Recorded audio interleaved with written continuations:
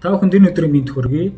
За 9 дугаар сарын 8-наас 9 дугаар сарын 12 буюу өнгөрсөн 7 хоногийн Монголын хөрөнгийн зах зээлийн зарим гол мэдээллүүдийг тоомлон хүргэе.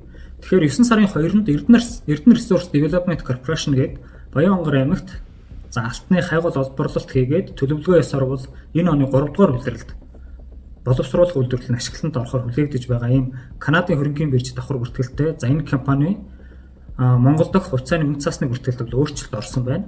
За томролт явагдсан 6 ширхэг хувьцааг 1 ширхэг болгож ингэж бүхэлдгсэн. За ингэснээр тус компани 365.8 сая энгийн хувьцааны 6 ширхгийг 1 ширхэг хувьцааг олгон нэгтгэж за бутархай хувьцааг бол хамгийн ойр тоогоор тэгштгэж ингэж тэнцвүүлэн авсан байна.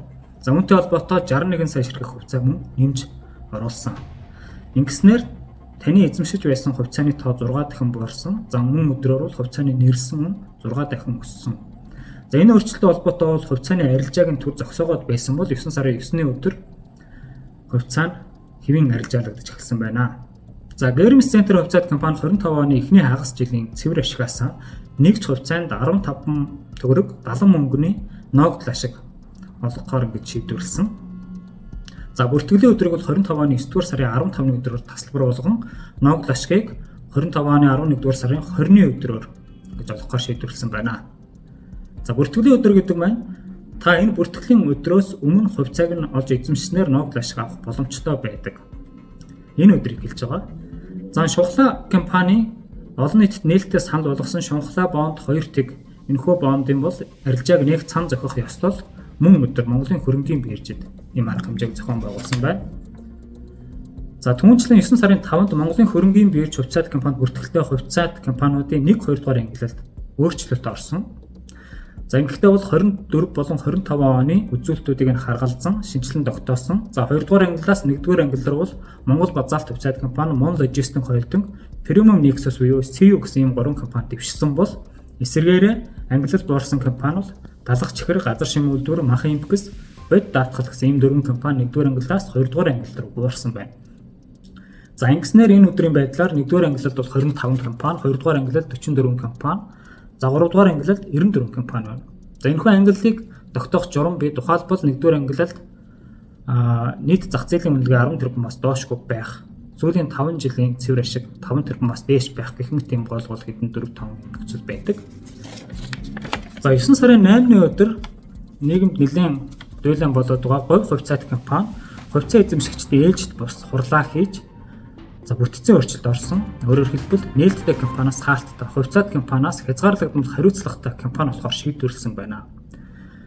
За тус компани 87.5%-ийг 5 богд холдингс хязгаарлагдмал хариуцлагатай компани 5 богд группийн ийм охин компани эзэмшдэг. 12.5%-ийг жижиг хувьцаа эзэмшигчид эзэмшиж байна. За дээрх өөрчлөлтийг бол олон хүмүүс ялангуяа жижиг хувьцаа эзэмшигчдийн эрх ашигыг зөрчсөн үйлдэл гэж ингэж шүүмжлэлттэй хандаж байна. За компани хэлбэрээ өөрчлөхийн тулд хувьцаат компани хэлбэрээ өөрчлөхийн тулд за эхлээд бол Монголын хөрөнгийн бирж дээр нээлттэй арилжааг түр зогсоохын хүсэлт гаргадаг. За дараа нь хувьцаагаа эргүүлэн худалдан авах ажиллагаа хэрэгжүүлэх ёстой. Түүний дараа хөрөнгийн биржийн бүртгэлээс хасуулахын хүсэлт гаргана. Ингээд мөн дараа нь санхүүгийн зохицуулах орны бүртгэлээс хасуулах хүсэлт гаргах. За улмаар улсын бүртгэлд өөрчлөлтийг бүртгүүлэх ийм арга хэмжээнүүдийг үе шаттай авдаг юм байна.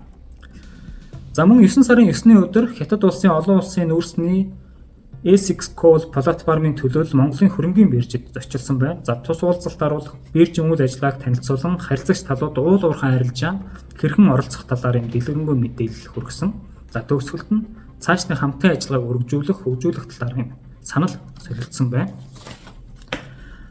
За Монголын үнэ цаасны арилжаа эрхлэгчдийн холбоо нь Аз номхон долоон бүсийн үнэ цаасны салбарын хамгийн нэр хүндтэй арга хэмжээ болох Азийн үнэ цаасны форумын 30 дахь ийм ерөнхий чуулганыг 25 оны 9 дугаар сарын 10-наас 13-ны өдрүүд бол Улаанбаатар хотод зохион байгуулах эрхийг Монголын үнэ цаасны арилжаа эрхлэгчдийн холбоо авсан. За уг чуулганы төлөөлөгчид 9 сарын 10-ны өдөр мөн Монголын хөрөнгийн бирж үйл ажиллагаатай ингэж танилцсан. За түүнчлэн Лондонгийн хөрөнгийн биржийн төлөөлөл мөн биржийн үйл ажиллагаатай танилцаж биржид зочилсон байна. За одоо та бүхэнд харин өнгөрсөн 7 хоногийн арилжааны тоо мэдээллүүдийг товчлон хүргэе.